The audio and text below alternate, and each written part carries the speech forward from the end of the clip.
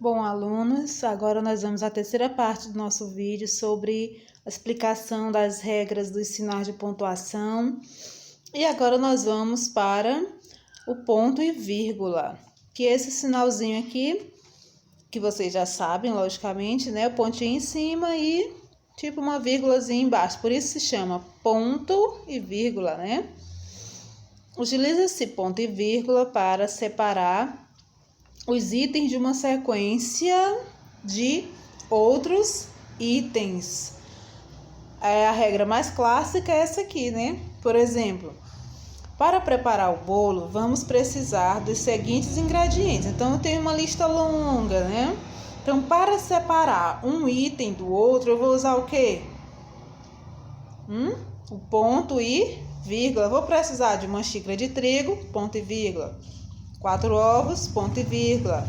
Uma xícara de leite, eu coloco ponto e vírgula. Uma xícara de açúcar, ponto e vírgula. Uma colher de fermento, pronto, acabou a lista, então eu vou usar o quê? O ponto final. É certo colocar o ponto e vírgula no último item? Não, eu encerro com o ponto final. Outra regra.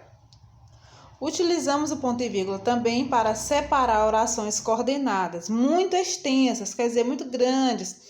Orações coordenadas nas quais já se tem utilizado a vírgula. Então, eu já usei a vírgula, fica muito extenso continuar usando a vírgula. Então, o que eu vou fazer? Eu vou utilizar o ponto e vírgula. Por exemplo, neste enunciado aqui, ó,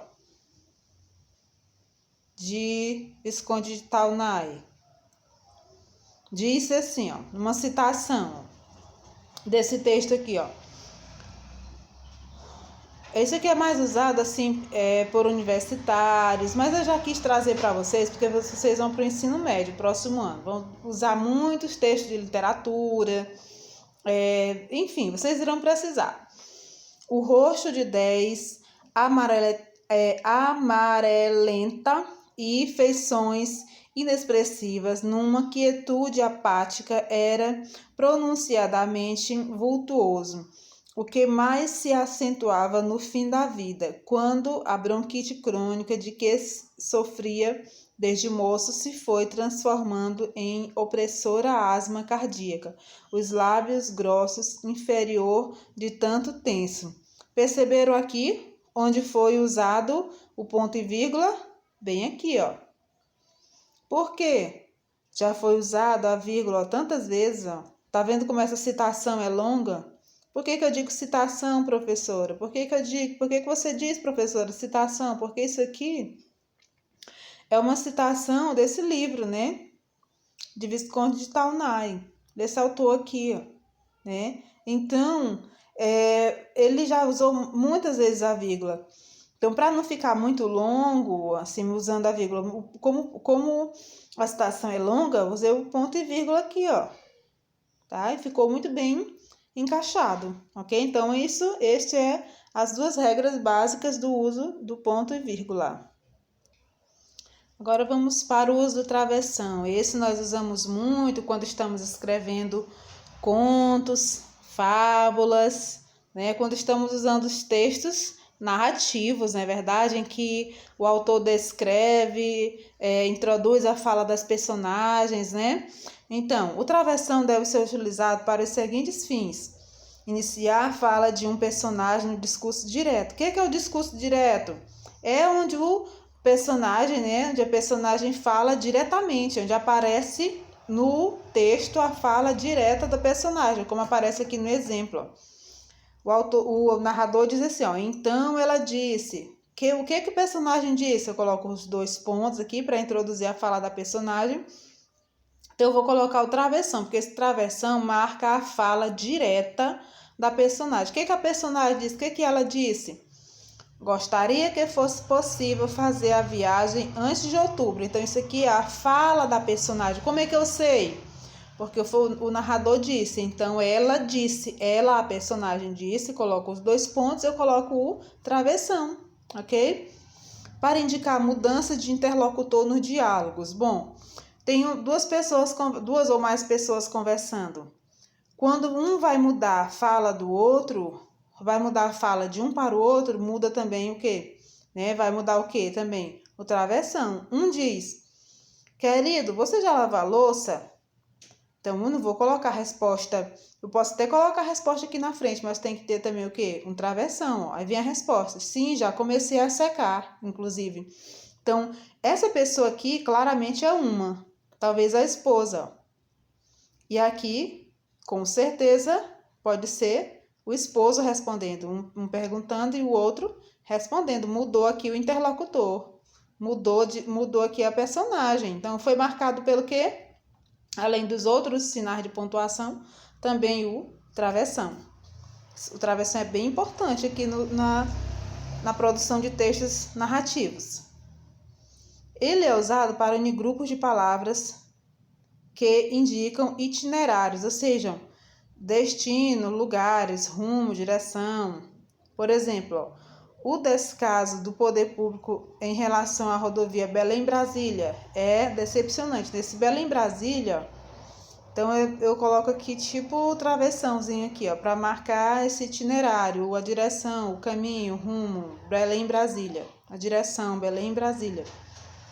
É utilizado para substituir a vírgula em expressões ou frases explicativas. Então, eu posso usar também a travessão, por exemplo. Ó.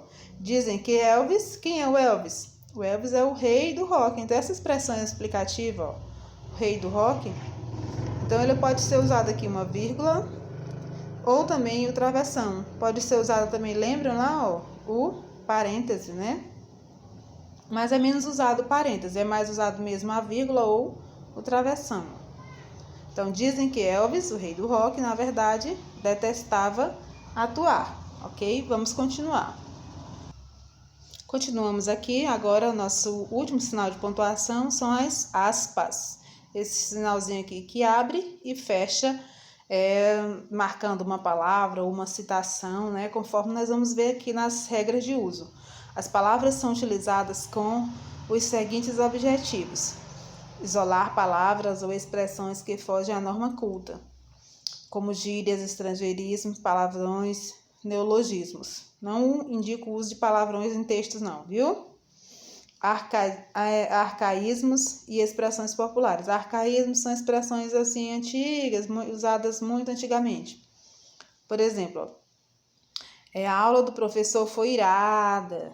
Então, essa expressão aqui é uma expressão de agora, né? É uma gíria. Então, quando eu estou escrevendo um texto, normalmente eu devo colocar essa expressão aqui entre aspas, né? Para destacar, para dizer que é uma palavra de uso de agora, é uma gíria, por exemplo, né? Ele me pediu um feedback da resposta do cliente. Isso aqui é um estrangeirismo, uma palavra de origem estrangeira, um feedback. Me pediu uma revisão, um olhar de novo, um fazer de novo, explicar de novo. Um feedback é explicar de novo, significa explicar de novo, mais ou menos assim. Então, eu coloco entre aspas, né? Palavras, gírias, estrangeirismo, palavrões, neologismo, arcaísmo, expressões populares, etc, né? Indicar uma citação direta, já expliquei isso aqui, ó, citação direta, quando eu pego uma expressão de um autor e coloco lá no meu texto. Vocês vão utilizar muito isso aí, assim, a partir do ensino médio. Por exemplo, eu estou escrevendo um texto de literatura para minha professora de literatura. Eu quis usar um texto do autor, eu quis usar um texto do livro O Prazer de Viajar, de Eça de Queiroz. Eu coloquei, aí eu pego a citação dele, né? Eu pego a citação do autor, né? Eu coloco entre aspas, ia viajar, viajei 34 vezes às pressas, bufando com todo o sangue na face. Se bufando significa irado, zangado, viu? Onde vocês pensarem aí outra coisa. Bufando com todo o sangue na face, desfiz e refiz a mala. Então, o prazer de viajar, essa de Queiroz. Então, eu coloco entre aspas, por quê? Porque isso aqui é uma citação direta de outro autor, não é minha, não foi eu que escrevi isso aqui, foi de outra pessoa, ok? Só uma observaçãozinha, quando houver necessidade de utilizar